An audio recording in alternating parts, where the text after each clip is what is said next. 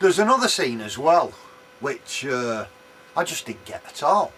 There's a scene where Reacher, he goes to this house looking for one of these guys, he's mugged him, you know, and he sees Mum on set chair outside house, you know, smoking smack like whatever. And in the book, he visits her and then he goes and checks out some sheds, then fucks off. In the film, he goes and then he goes and scouts round the house, you know.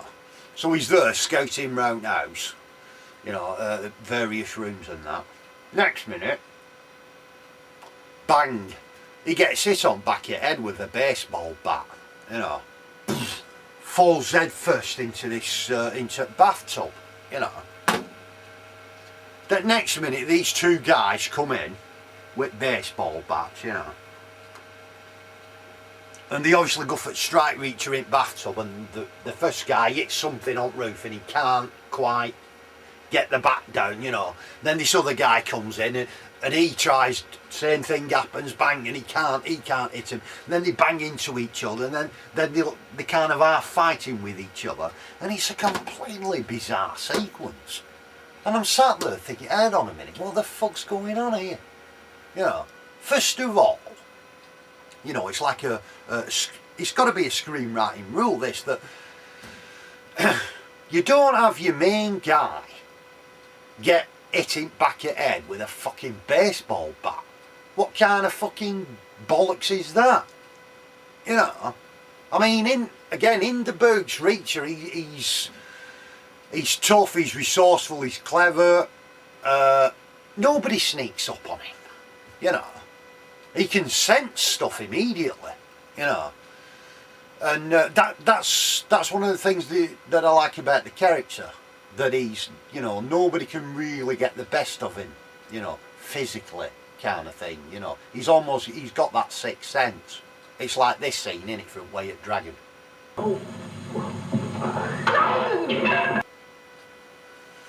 See, he didn't even have to look, he was there. You know, he just sensed him. This is what gives you movie heroes a larger than life persona, you know, a mythic quality. And that's what Jack Reacher should have, you know. As if he wouldn't have heard the guy sneaking up on him. I mean, it should have been where Reacher would just stood there, sensed the guy behind him and just gone bang, you know. And, but, you know, you allow your guy to get hit on back of your head. And then you certainly don't have your main character lying in a fucking bathtub, you know. It's the other guys that should end up in the bloody bathtub after Reacher's wazzed them in head first. Boom, you know. So it's a completely odd sequence that I just didn't get that at all. I thought, no way do you have your lead man getting battered on back of the head. No fucking way, you know. So I don't know what the hell that were all about.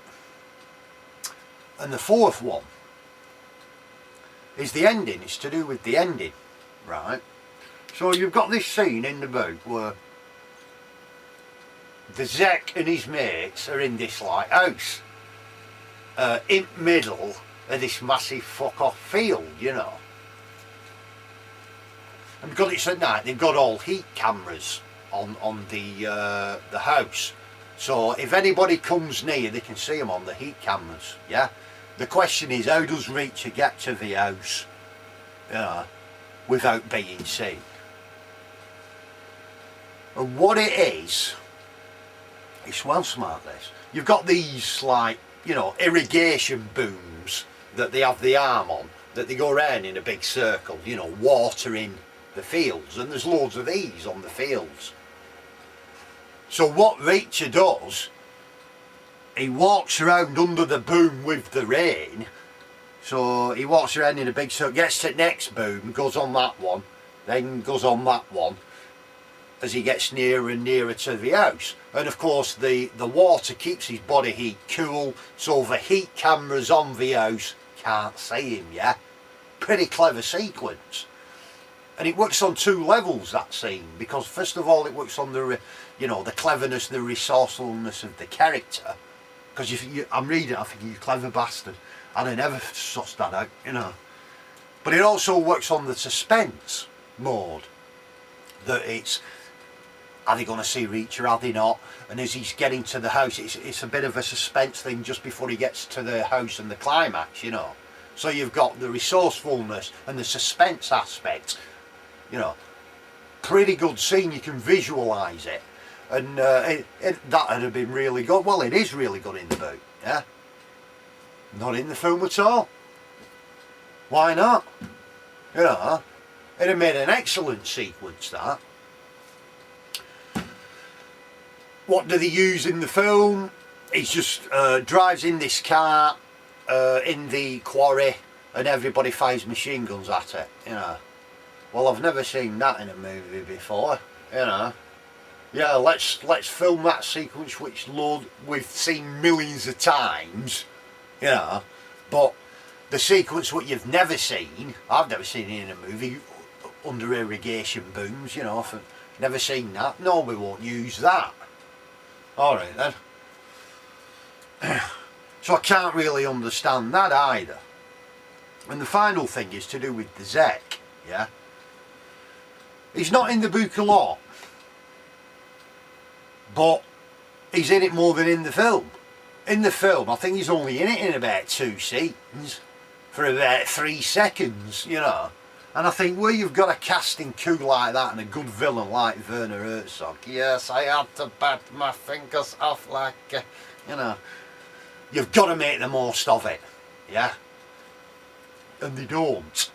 So, this is what I don't get, is that in the terms of the Reacher books, in the series of Reacher books, One Shot is one of the crackers, I think. It's really good, yeah.